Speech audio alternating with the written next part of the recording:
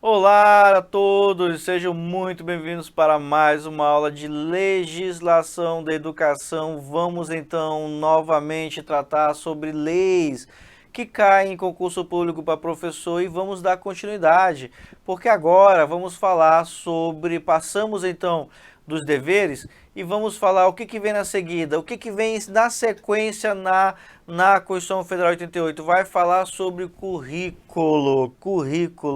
Adriano, eu não sei o que é currículo. A LDB institui uma coisa chamada BNCC, Base Nacional Comum Curricular. Nas outras vezes, quando eu falar sobre isso, eu não vou dizer Base Nacional Comum Curricular, eu vou falar somente BNCC, para economizar saliva mesmo, tá? Você tem que ter na sua mente que no Brasil existe uma base comum para toda a população, de norte a sul do Brasil. O nome disso, dessa base nacional comum curricular, nós vamos chamar de currículo formal, ok? Currículo formal. E o que mais vai falar aqui, Adriano? O que mais vai falar aqui? Vai dar as regras das disciplinas. Isso mesmo. O que que aparece na educação sobre disciplina, sobre base nacional comum curricular, sobre o currículo formal? É isso que nós vamos ver agora. Ok? Bacana? Acompanha comigo no seu material. Ainda nesse sentido, eu devo lembrar sobre o regime de colaboração. Aqui é importante. Antes de nós lermos o texto, eu preciso explicar para você que existe uma coisa chamada organização. Esse regime de colaboração, olha o que eu vou escrever aqui, olha aqui, ó, é da União, Estados barra Distrito Federal e municípios. Adriano, o que significa? Significa que existe um regime de colaboração para isso acontecer. Quem articula esse regime de colaboração é o Conselho Nacional de Educação, o CNE, Conselho Nacional de Educação. Adriano, por que eu preciso saber disso? Eu vou mudar aqui o pincelzinho, porque minha ideia aqui é que você compreenda o seguinte. Existe uma articulação. Existe uma articulação entre União, Estados e municípios. Quem é responsável por fazer essa articulação é o CNE, é o Conselho Nacional de Educação. A missão do CNE é fazer com que tudo flua perfeitamente entre União, Estados e municípios. Nós vamos chamar isso de regime de colaboração. Olha só como está aqui. Regime de colaboração. Essa organização ela vai ficar mais evidente na LDB. Vai vir outra lei, que você sabe que é a Lei de Diretrizes para a Educação Nacional, que ela pega os princípios educacionais contidos aqui, que nós vamos falar, e joga lá e amplia. Aqui nesses pequenos versos já dão os parâmetros para as leis que virão da educação. Ok? E também ele vai instituir um padrão de qualidade, ele vai repetir lá o artigo 205, 206, quando fala que é necessário ter um padrão de qualidade, né? Como é esse padrão de qualidade? Outra lei vai vir e vai definir o que esse verso quer dizer, tá bom? Ok? Eu vou avançar então. Dito isso, já esquematizado no seu caderninho, vamos lá. Artigo 210. Serão fixados conteúdos mínimos para o ensino fundamental, de maneira a assegurar a formação básica comum e respeito aos valores culturais, artísticos, nacionais e regionais. Opa, olha aqui, formação básica comum para todo mundo, tá? A ideia é fazer com que de norte a sul do Brasil todos tenham uma base igual de conhecimento. Na primeiro ano, o que vai ser dado? Segundo ano, terceiro ano, é isso, ok? É o currículo formal. Parágrafo 1º, não esquece, aqui é Parágrafo 1º.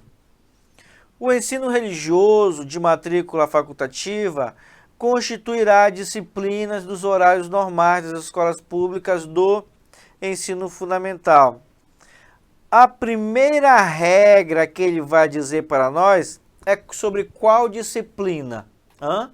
A disciplina ensino religioso. E qual é a regra, Adriana? A regra é o seguinte: não é obrigatória, ela é facultativa. E o que é facultativa? A matrícula.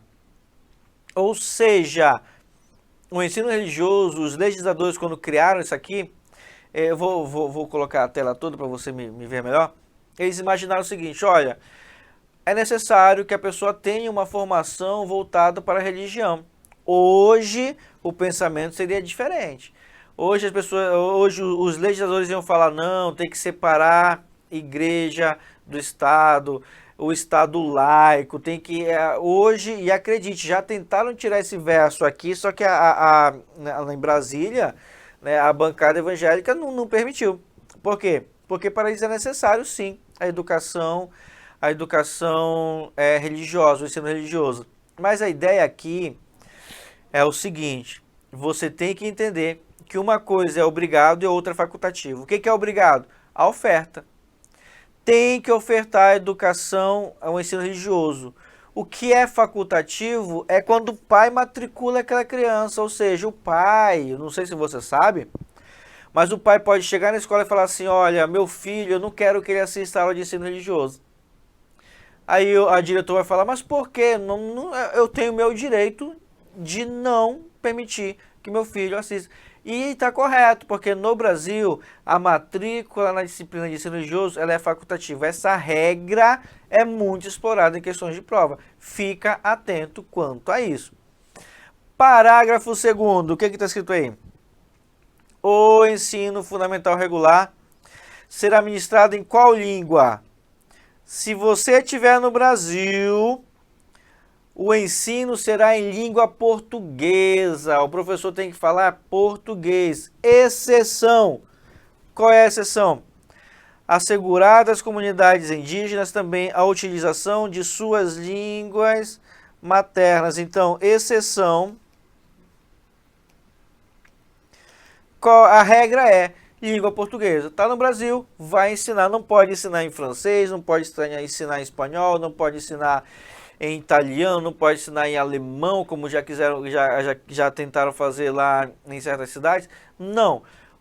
Se está no Brasil, é língua portuguesa, exceção comunidades indígenas.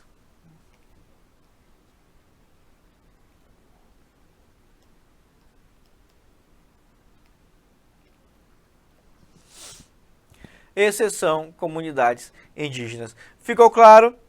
Olha, viram aí, perceberam que no Brasil só pode ser língua portuguesa, com exceção de comunidades indígenas. Eu já tive a oportunidade em ir em um determinado lugar. E nesse determinado lugar, em determinada tribo indígena, mesmo, em determinada localidade, eu falando com a Tuxaua, que é a chefe da tribo, a Tuxaua falou para mim: olha, os jovens de hoje não querem mais aprender a linguagem de lá. Lá era a tribo indígena Ururucariuca, que fica ali na estrada, era uma estrada, uma localidade próxima daqui. E aí falou que os jovens não aprendem mais a língua, já aprendem só português. Já estão criando vídeo do YouTube, já estão fazendo dança de TikTok. Está se perdendo um pouco da cultura indígena, já introduzindo a cultura da era da globalização. E ela fala para mim que só os antigos falam o idioma antigo. Quando eles morrerem, encerrou-se um ciclo. É claro que isso é nessa comunidade indígena, e outras não. Outras, o ensino é dentro da linguagem, eles valorizam isso. Ok? Bacana? Vou avançar. Vamos continuar. Depois do artigo 210, vem o artigo 211. Lembra que eu falei do regime de colaboração? Vai entrar aqui, olha, artigo 211. A União, os Estados, o Distrito Federal e os municípios organizarão em regime de sublinhe no seu material, colaboração. Seus sistemas de ensino, ou seja, se for a União, é o sistema de ensino da União, o sistema de ensino federal, a rede federal. Se for dos estados, é o sistema de ensino estadual, é a rede estadual. Se for do distrito, é a rede do Distrito Federal. Se for uma escola municipal, é do sistema municipal. Aqui é instituído que cada poder público, municipal, estadual, Distrito Federal e da União, deverá ter seus sistemas de ensino, ok?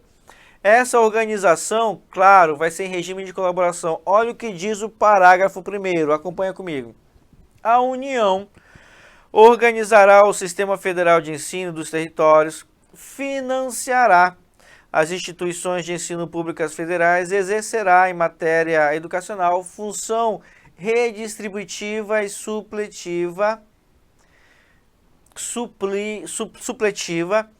de forma a garantir a equalização de oportunidades educacionais e padrão mínimo de qualidade, mediante assistência técnica e financeira aos estados do Distrito Federal e aos municípios. Adriano, me explica melhor isso aqui. Eu explico.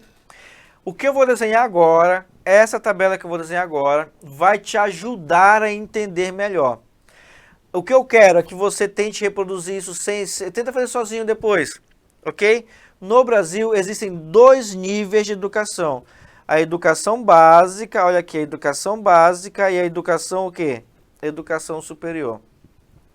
A educação básica, ela é dividida em, agora o negócio vai ficar animado. A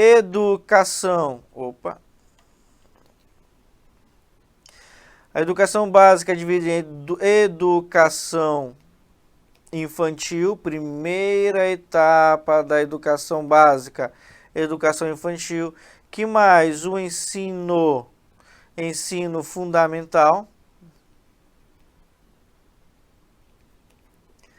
E o que mais? Também tem aqui, o que vem depois do ensino fundamental? Você sabe, o ensino médio. Mas aqui, o que eu estou escrevendo para você, eu estou mostrando de uma maneira mais simples, ao invés de você ler um texto atrás do outro, eu estou te mostrando de maneira mais simples de compreender sobre a educação básica, a divisão da educação básica. A educação infantil, ela é subdividida em 2. A primeira é creche e depois a pré-escola. A creche é de 0 a 3 anos.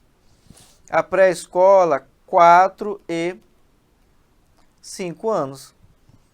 Ok?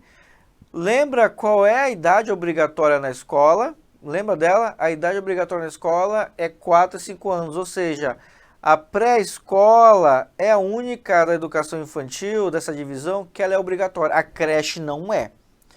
Ah, Adriano, eu tenho um filho de 1 ano de idade, o Estado tem que ter vaga para meu filho de 1 ano de idade? A resposta é não, não é obrigado. Ela é obrigado quando tiver 4 anos, ou seja, na pré-escola. Ficou claro? Bacana. O ensino fundamental também é dividido. O ensino fundamental aqui, ele é o ensino fundamental 1, eu vou chamar aqui, olha, de ensino fundamental séries iniciais,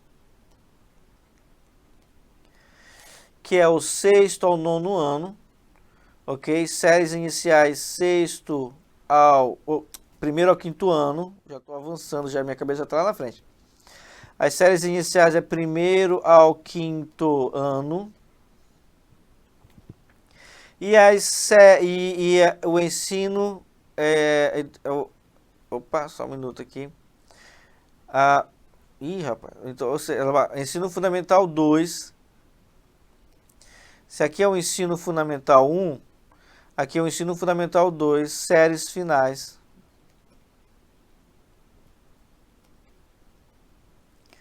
Que vai ser 6º ao 9º ano. Olha, essa tabela aqui é muito boa para você treinar. Acredite, isso cai em prova. E aqui nas séries iniciais, você vai lembrar que é de 6, 6 a 6, primeiro ano, 7, segundo ano, 8, terceiro ano, 9, quarto ano, 10, quinto ano de idade, ou seja, de 6 a 10 anos. E aqui, o ensino fundamental 2, sexto ao nono ano, vai ser de 11 a 14. Sexto ano, sétimo, oitavo e nono. 11, 12, 13, 14 anos de idade. Por quê? Porque com 15 anos ele vai entrar onde? O ensino médio é de 15 a 17 anos. Ok? Veja que idade aqui é um fator. Existe aqui ocultamente, não está explícito, está implícito que existe o fator objetivo cronológico. No Brasil, as séries são organizadas pela idade, ok? Idade é o fundamento que vai definir as séries. E o ensino médio, ele é um ensino médio, ele pode ser também, aqui o ensino médio, uma educação profissionalizante. Então, eu vou colocar o ensino médio, educação profissionalizante, porque existem cursos de nível médio e o nível médio não tem divisão? Não tem divisão, só tem aí uma questão que ele também vai ter a educação profissionalizante. Coloquei um S no final, educação profissionalizante. Ficou claro? Ou seja, se eu estou aqui do 0 a 17 anos, educação superior é o quê? É para a idade adulta. Ok?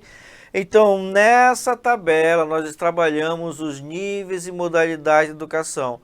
Isso aqui é fundamental, porque da próxima vez que eu trabalhar isso aqui, eu não vou mais trabalhar nesse sentido. Eu posso até lembrar você, mas não vou trabalhar. O que eu quero que você entenda, eu vou mudar aqui o pincel, vou colocar um pincel azul, é que a educação infantil, quem tem que prover é a prefeitura.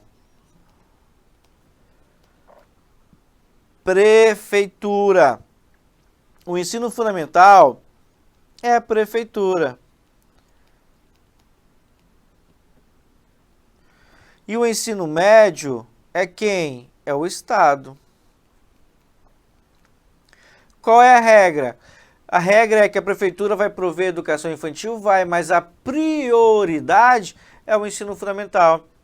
E o ensino médio é o Estado? O Estado pode também ter ensino fundamental? Pode, mas a prioridade do Estado é o ensino médio. Ficou claro então? Ficou claro então? Volta aqui comigo aqui. Ficou claro para você que no Brasil, cada entidade, esse regime de colaboração, é responsável em ofertar alguma coisa. Ou seja, a educação infantil, o ensino fundamental, a prefeitura, o ensino fundamental, o ensino médio, o Estado, só que a prefeitura, a obrigatoriedade dele, ou seja, aquilo que ele é mais obrigado a ter, é o ensino fundamental. E o Estado, que é a obrigação dele prioritária, é o ensino médio. É isso que significa esses versos, ok? Mas olha só, é importante notar que... eu vou colocar de novo a tela para você. Eu vou colocar a tela toda. É importante notar que esse esquema que eu digitei para você, que eu escrevi para você, ele é um esquema que aqui você visualiza ele melhor. Porque o que a gente vai ver agora não tá bonitinho assim não, é texto. Então eu vou avançar, ó. Agora a gente vai entrar no texto formal, ok? Vamos lá. Parágrafo 2º. Os municípios atuarão prioritariamente no ensino fundamental e na educação infantil. Parágrafo 3º. Os estados do Distrito Federal atuarão prioritariamente no ensino fundamental e médio. Parágrafo 4º. Na organização dos seus sistemas de ensino, a União, os estados, o Distrito Federal e os municípios definiram normas de colaboração, de forma a assegurar a universalização, a qualidade e a equidade do ensino obrigatório. E aí, parágrafo 5º, a educação básica pública atenderá prioritariamente ao ensino regular. Adriano, como assim educação básica? Volto. Educação básica é tudo isso aqui. Educação infantil, ensino fundamental, ensino médio. A educação superior, ela já é o adulto acima de... E vai da capacidade de cada um, porque existe ali um vestibular. E esse vestibular, então, ele vai ser o modo de acesso a esses níveis mais elevados do pensamento, da criação artística, do pensamento do saber. Ok, eu vou então avançar, porque agora a gente já vai encaminhar já para os versos finais, tá? De Constituição Federal é do artigo 205 ao 214, eu já estou encaminhando aqui próximo para o final. O que vai dizer aqui? Artigo 212. A União aplicará anualmente nunca menos de 18%, os Estados e Distrito Federal, os municípios 25% no mínimo da receita resultante de impostos. A regra é o seguinte, olha, a União 18%, os estados e o município 25%. Qual é a regra? 18, 25, 25. Você tem que só lembrar isso. Que regra é essa, Adriano? Regra 18, 25, 25. O que significa? Significa que nós temos ali do que o Estado arrecada devido aos impostos, chega na marca de trilhões por ano. O que o poder público arrecada por meio dos impostos, você vai no supermercado, tá lá, compra um refrigerante, você paga imposto. Esse material que você está vendo aqui na mesa, eu estou aqui com uma tableta, eu estou aqui com os equipamentos, tudo isso, no ato da compra, gerou imposto. Você não anda na cidade sem pagar imposto, você não usufrui lugares sem pagar imposto. Esses impostos, aí está dizendo aqui, deixa eu colocar a tela toda, ele está dizendo aqui que esses impostos, eles são obrigados a retirar 18, 25, 25. 18% dos impostos tem que ser para educação pela União, 25% dos impostos tem que ser para educação pelos estados e 25% pelo município. Então veja que a legislação, a Constituição Federal de 88, ela amarra o seguinte, olha, de tudo que entrar, não é de tudo que entrar, das regras dos impostos, você vai dizer o seguinte: das regras do imposto, o Estado, a União, o Estado e o município são obrigados a repassar uma parte para a educação. E estamos falando aqui de milhões, tá? Estamos falando aqui de bilhões de reais. Nós estamos falando aqui de uma quantia muito grande.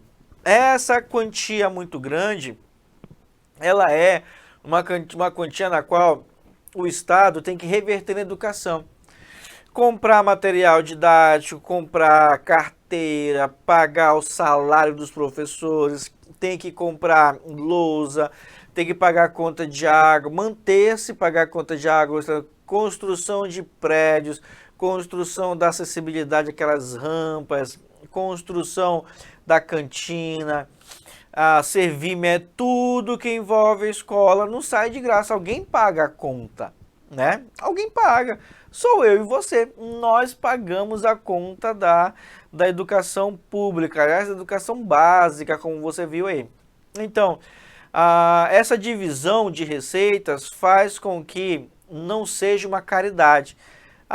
Eu vou fazer isso porque eu quero. Não, ele é obrigado a fazer. Eu vou lembrar aqui um caso interessante, que eu estava no município, no município interior, aqui do estado onde eu moro, e a conselheira tutelar, ela não estava sabendo, mas havia uma escola, e essa escola ficava em um determinado bairro, afastado da cidade, uma comunidade carente, e uma aluna daquela comunidade, ela tinha que pegar o ônibus e ir para outra escola, porque não tinha mais vaga para ela. E eu acionei, eu conhecedor, eu conheço a lei, inclusive minha formação também, minha pós-graduação é em Direito Educacional, conhecendo os direitos das crianças e adolescentes, conhecendo o direito que está na Constituição Federal, eu chamei a conselheira tutelar e falei, olha, essa criança tem que ter vaga para ela nessa escola. Ela não tem que andar quilômetros no sol para poder... Ela tem direito a uma escola pública e gratuita próximo da casa dela. A conselheira tutelar marcou uma reunião com a divisão lá do Estado, que está na educação, com os dirigentes, jogou a proposta e falou, olha, a gente vai ter que intervir que essa criança está andando muito longe.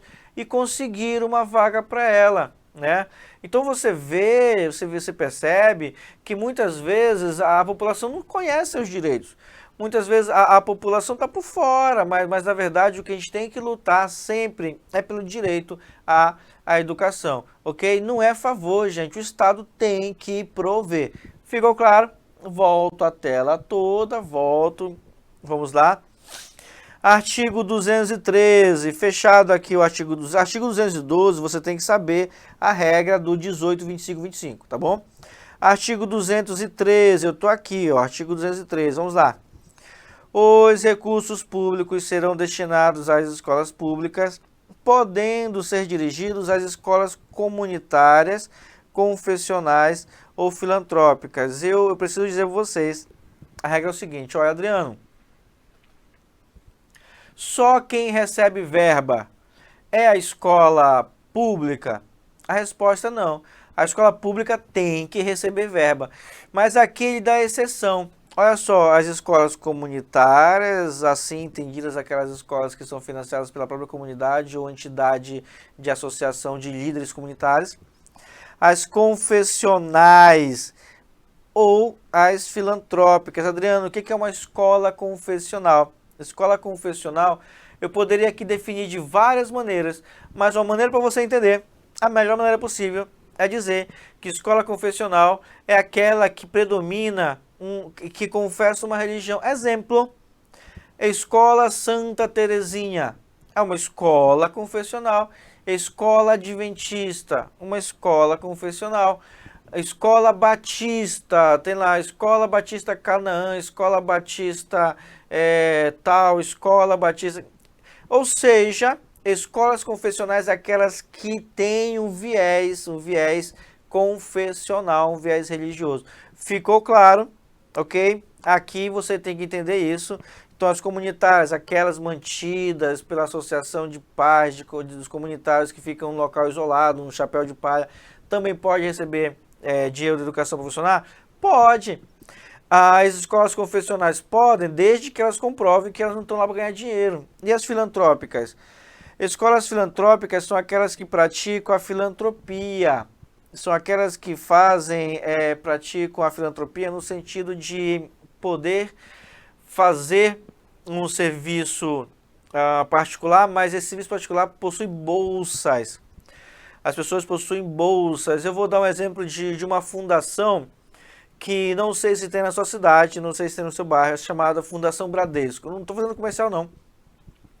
Fundação Bradesco é uma escola privada, mas o pessoal não paga mensalidade, não tem uma ajuda de custo, é mantida por uma fundação que é um viés filantrópico.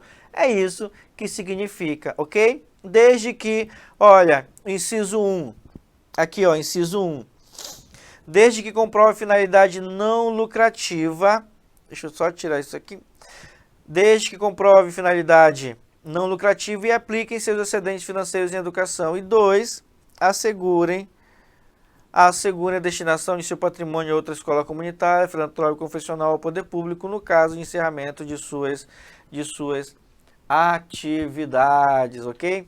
Bacana? Ainda no artigo 213, a gente vai fechar então o artigo 213 na próxima aula. Nós vamos fechar o artigo 213, ainda sobre os recursos da educação. E na sequência vamos falar sobre o PNE, porque é o último verso que trata do Plano Nacional de Educação. Adriano, o que é isso? Calma, calma, eu explico na próxima aula. Volto aqui a tela completa para eu me despedir de vocês.